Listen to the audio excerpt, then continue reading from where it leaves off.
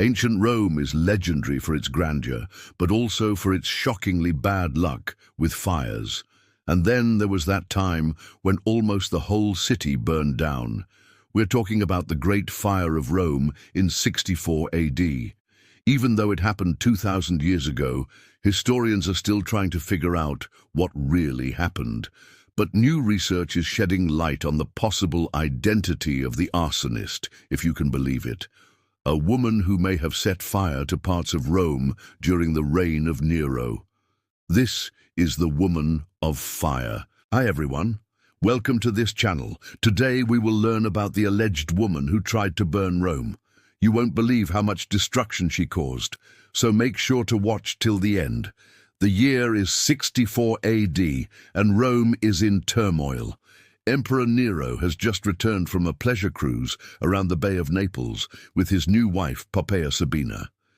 The exact date of the fire is not known, but it raged for 6 days and destroyed an area the size of Manhattan. It devastated 5 of Rome's 8 districts, leaving 100,000 people homeless and cost millions of sesterces to put out. What started this disaster was never found out. In fact, all we know about the fire comes from 2 letters written by the Roman historian Tacitus and Pliny the Younger.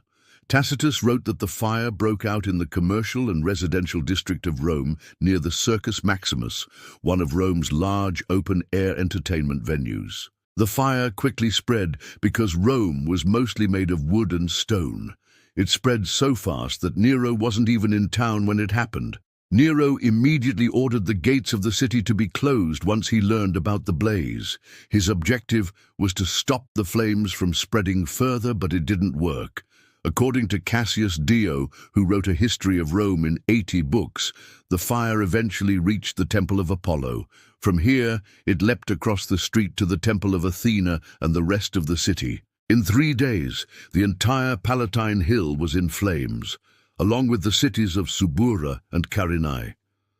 According to historians, Nero used the calamity to demolish old buildings and construct new ones, including his famous Domus Aurea, or Golden House. He donated money to the victims of the fire and hosted banquets for the poor. Some historians say the emperor was responsible for the fire, but that's not true. Although Nero did demolish some buildings after the fire, most were abandoned after they were damaged. He also offered financial aid to those who lost their homes, which is why he probably didn't start the fire. Tacitus, however, blamed a group of Christians for setting fire to Rome, a claim repeated by many throughout history. However, the evidence for this is extremely shaky at best. It's clear that Christians were arrested and tortured to death after the fire, but there is no direct evidence that they started it.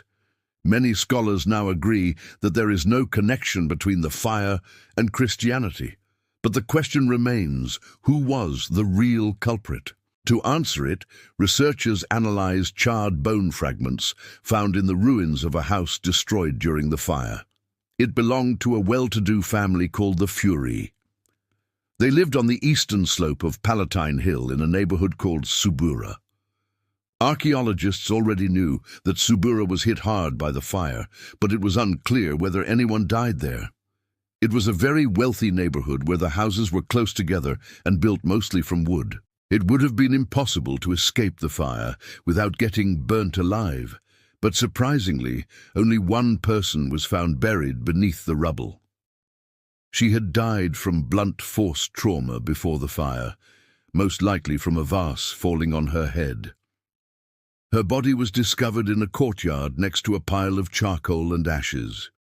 When scientists conducted a new study of the remains in 2018, they found that she died young, between the ages of 18 and 25, and that she had been in good health until her untimely demise. But who was she? The answer surprised the researchers. The woman wasn't actually from the Furi family. Analysis of her DNA revealed that she was most closely related to a woman named Aika, who, according to inscriptions on stone monuments, was the freed woman of Gaius Salvius Taurus. He was the father of Julia Flavia, the first wife of the Emperor Nero. The woman of fire was probably Aeca's daughter, but that doesn't mean she was related to Nero. The emperor's mother-in-law was a freed woman, as were her parents.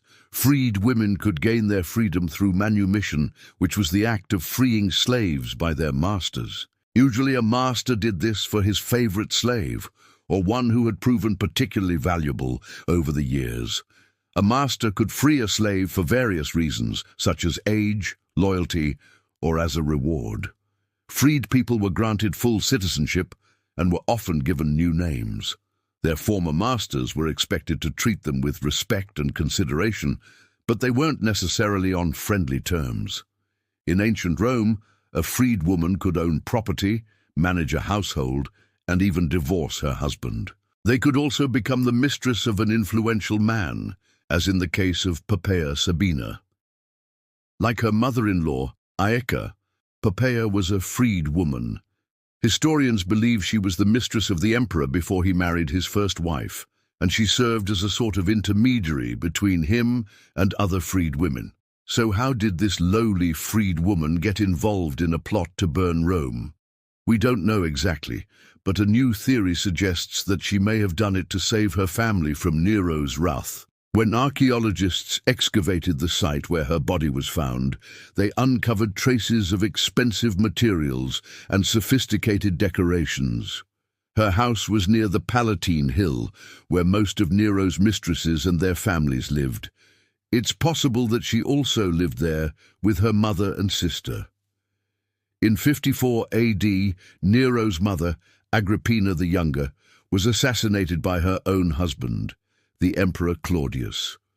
The motive behind the murder was most likely so that Nero could take the throne. But since he was only 17 at the time, his grandmother, Julia Maesa, acted as regent until he came of age.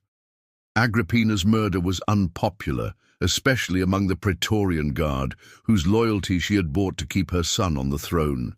She had bribed them with money and granted them special privileges. In response, the Praetorian Guard began harassing the women of the Julio-Claudian dynasty, including Poppaea, Aeca, and her daughter.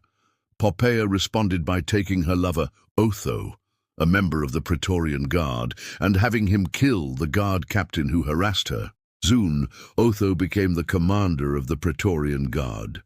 But in 65 AD, Nero ordered him to put to death. Along with many others involved in the plot to assassinate Agrippina, Otho fled to Spain and raised an army to take revenge. He was defeated at the Battle of Bedriacum and committed suicide.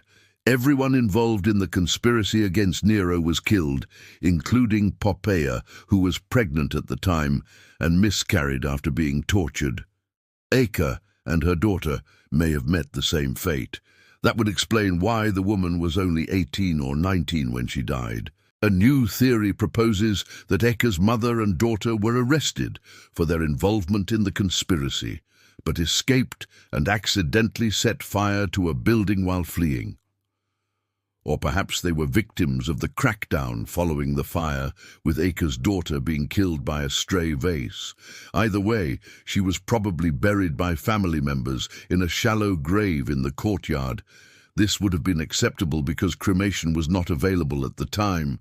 Plus, there was nothing to salvage from the house. Researchers think it was destroyed completely because it was close to the Circus Maximus, one of the hardest hit areas of Rome. However, the team concluded that there was no evidence that the fire was started intentionally. Most of the debris found at the site was too badly damaged for the scientists to identify. Unfortunately, the Woman of Fire is just that, a woman of fire. No one knows her name because she isn't mentioned in any surviving documents.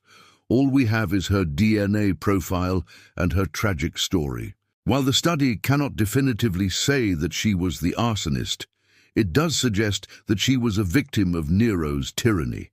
If anything, this discovery helps us understand how disastrous Nero's rule was for ordinary Romans. And the story of the Woman of Fire is a chilling reminder that sometimes the greatest villains are the ones who die first. What do you think about this story? Let us know in the comments below. Make sure to give this video a thumbs up, subscribe, and turn on notifications to never miss an upload. And thanks for watching.